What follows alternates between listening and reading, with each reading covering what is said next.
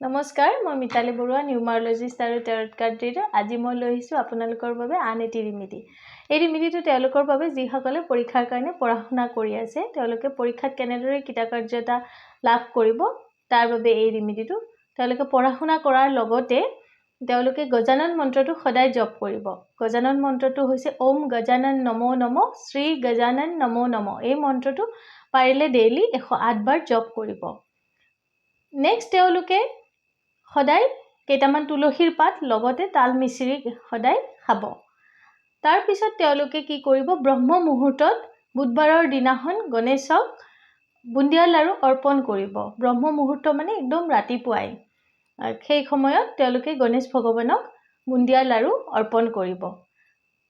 আৰু এটা ৰিমিডি হৈছে তেওঁলোকৰ বাবে, তেওঁলোকে কি কৰিব, গণেশমুখী ৰুদ্ৰাক্ষ পায়, সেই গণেশমুখী ৰুদ্ৰাক্ষটো দেওবাৰৰ দিনাখন গণেশ মন্দিৰত গৈ পূজা কৰি তেওঁলোকে লগত ৰাখিব। তেতিয়া তেওঁলোকে পৰীক্ষাত কৃতকাৰ্যতা লাভ কৰিব।